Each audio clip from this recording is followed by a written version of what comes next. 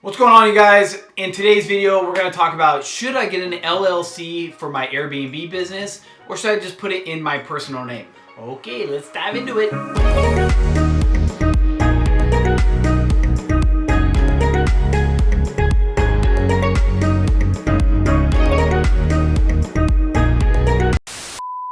All right, first and foremost, let me be super clear about this. I'm not a lawyer. This is not legal advice. I'm not a business expert by no means. This is just how I like to do it. This is what I have learned in my past. I do have a lawyer and I do have an accountant. I talk to them about LLCs all the time. So I'm just sharing very quick information. Do your own research. Definitely talk to a lawyer, talk to a bookkeeper, talk to an accountant, talk to any other investors. Do your own homework. So again, be very clear. I am not legal advice here. Just telling you what works for me. So since I do get this question all the time, so I teach a webinar once or twice a week on how to start an Airbnb business. And like I said, one of the most common questions is, should I get an LLC or should I not? Now, let me first explain what an LLC is to the best of my ability, which I understand. You can look it up. An LLC is a limited liability company. Basically, what an LLC does is it takes you out of liability a little bit. It protects you more and it protects your assets. So if you put a home in an LLC, it's in that one LLC. Hopefully it will protect you. Obviously you still have to obey by the laws and be legal and all that other stuff, but an LLC just kind of gives you a little bit more of a protection. And if you're doing this as a business, you do want to protect yourself as much as possible. Unfortunately, things do happen and you could get sued. So why not spend a little time and energy and money to protect yourself as much as you possibly can? Okay, let me run you through a scenario on LLC.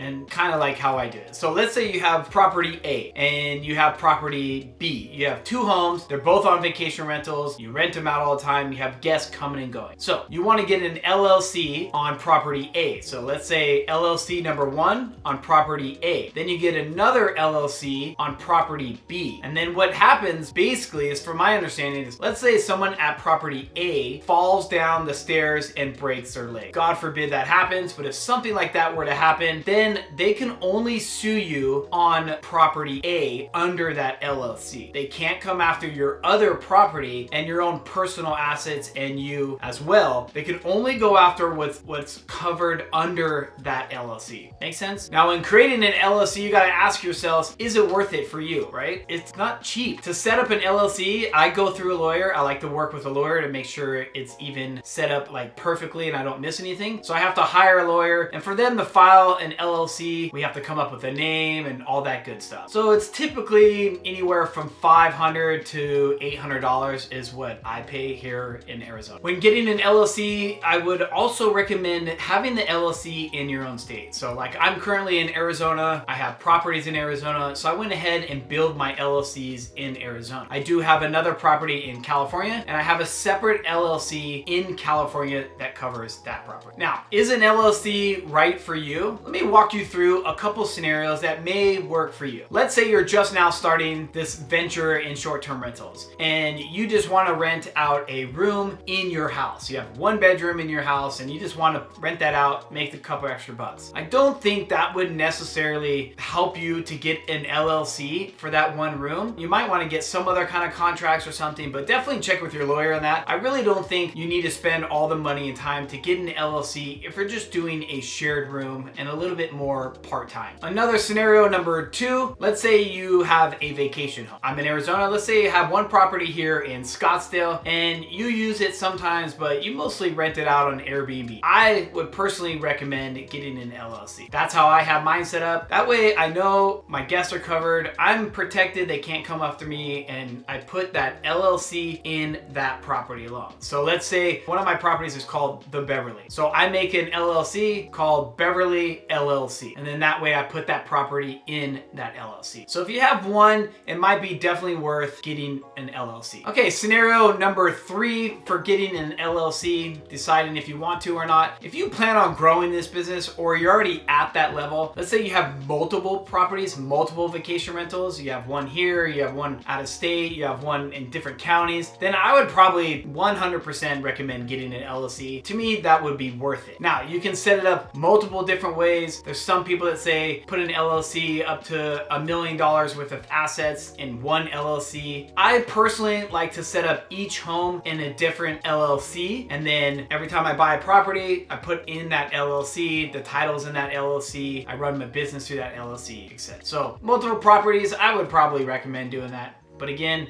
check with an expert.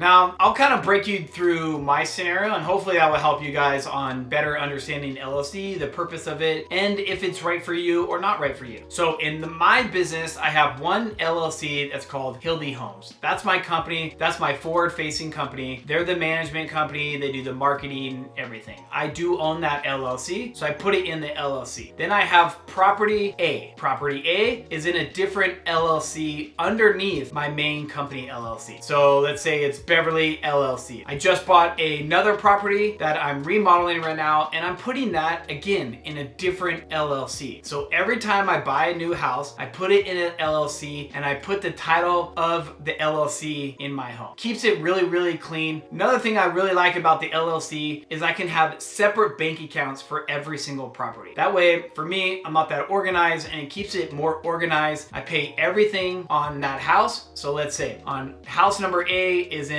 LLC number A, all my accounting stays in that one LLC. I have a credit card now, my bank account. Whenever I make income, it goes straight into that property. It's super easy. And then every few months, I'll pay myself from that LLC. So that's kind of the way I like to do it.